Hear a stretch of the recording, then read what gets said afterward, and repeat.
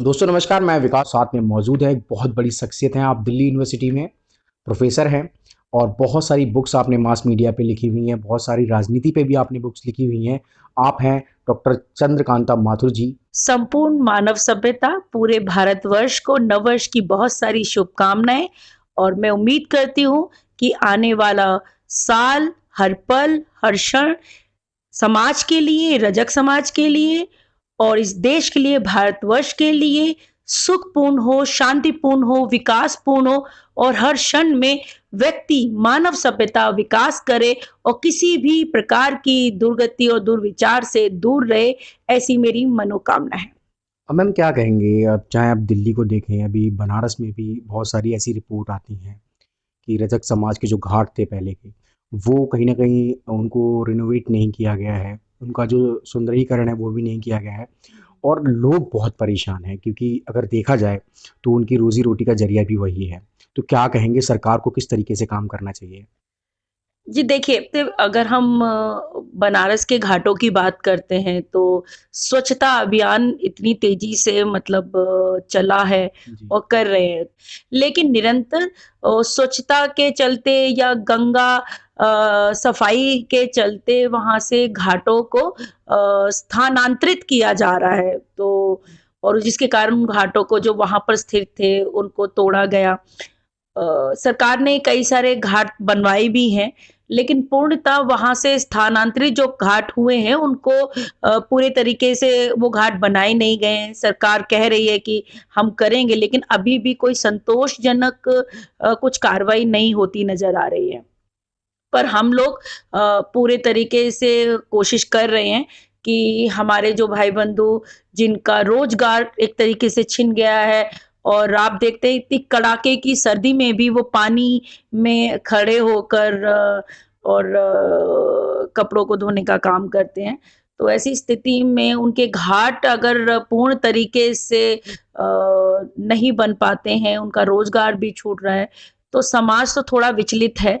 लेकिन हमें तब भी उम्मीद है कि सरकार हमारी तरफ ध्यान देगी और जो घाट टूटे हैं और जो मरम्मत की ज़रूरत है या नई जगह पर उनको ले जाने की ज़रूरत है, नई जगह पर स्थानांतरित करके नई जगह बनाने का जो वादा सरकार ने किया था, उत्तर प्रदेश सरकार ने और केंद्र सरकार ने, तो और जैसा कि आप जानते हैं कि बनारस तो पीएम मोदी का निर्वाचन स्थल है, जी। तो मुझे उम्मीद है कि वो जल्दी इसका संज्ञान लेंगे और जो घाट टूटे हैं और जिन भाइयों को स्थानांतरित कर दिया गया और उनके लिए घाट नहीं बनाए गए हैं, तो वो जल्दी से बनाए जाएँगे। मैम क्या कहेंगे जिस तरीके से देश में आधुनिकीकरण हो रहा है, आप चाहे शिक्षा को भी ले लें उसमें भी आधुनिकीकरण हो रहा है। अगर हम यातायात के साधन देखें तो उसमें भी आधुनिकीकरण हो रहा है। तो क्या कहेंगे, क्या धोबी घाटों का आधुनिकीकरण होना चाहिए कि नहीं? क्योंकि वो लोग भी इस जो दौड़ चल रही है देश में उसमें आनी चाहिए या नहीं? देखिए आप आधुनिकीकरण की बात कर रहे हैं, पर मैं एक सामान्य सी बात कर रही हूँ कि इन मशीनीकरण, औद्योगीकरण जो हुआ, तो हर चीज़ हमें एक सहूलियत तो करने के लिए तो हम परंपरागत तरीकों को छोड़कर हम आधुनिक तकनीकी को इस्तेमाल करें, तो वो बहुत ज़्यादा ज़रूरी है। वो हमारी कार्य क्षमता को भी बढ़ाता है, हमारी उपयोगिता को भी बढ़ाता है और उत्पादन क्षमता को भी बढ़ाता है।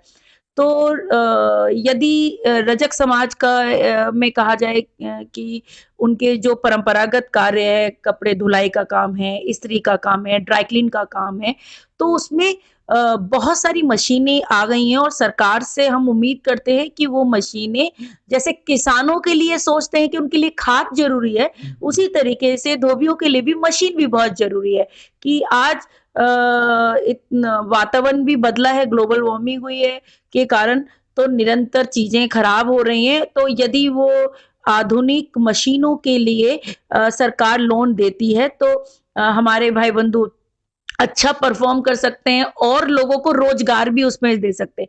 देखिए, विडंबना वाली बात देखिए कि धुलाई का काम धोबी समाज करता था, जी। लेकिन आज की डेट में बाकी सब जिसके पास पैसा है, वो सब ड्राई क्लीन की दुकानें खोल कर बैठ गए और जो धोबी है, जो जी। वास्तव में वो आज भी वही काम कर रहा है और उ उसका कोई विकास नहीं हुआ है। तो इस विषय में यदि सरकार अलग-अलग तरीके के हर समाज के उत्थान के लिए काम कर रही है, तो मैं ऐसा मानती हूँ कि सरकार को धोबी समाज के लिए भी एक अलग परियोजनाएँ चलानी चाहिए। धोबी घाट भी बनाए, लेकिन वो आधुनिक धोबी घाट बनाए, आधुनिकृत धोबी घाट बनाए और मशीनीकृत धोबी घाट बनाए, जिसमें रजक समाज के बंधु अपना काम करते हुए अपने आप में गर्व महसूस करें, घृणा महसूस ना करें कि हम कोई छोटा काम करें। काम कोई छोटा-बड़ा नहीं होता। बहुत बड़े-बड़े इंडस्ट्रियलिस्ट ड्राई क्लीन की इंडस्ट्री चला रहे हैं, इस्त्री और एक्सपोर्ट गारमेंट का काम बड़े-बड़े बड़ी जातियों के भी लोग और बड़े पैसे वाले लोग ये काम कर रहे हैं। तो काम तो कोई छोटा-बड़ा होता नहीं है।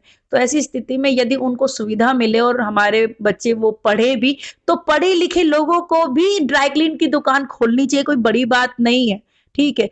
और आगे बढ़े, लेकिन आज की विडंबना क्या है कि हमारा रजक समाज ना तो आर्थिक रूप से आगे बढ़ पा रहा है, ना सामाजिक स्तर पे वो एक अनुसूचित जाति में होने के बावजूद भी उन्हें पूरा लाभ नहीं मिल पा रहा है। तो भले ही हम समानता की बात करते हों, लेकिन ना तो उनमें समानता के रूप में देखा जा रहा है, ना उनके बीच में समरसता है और ना उनके बीच में समन्वय स्थापित है। तो ये एक बहुत बड़े दुखद मतलब चिंता का विषय है।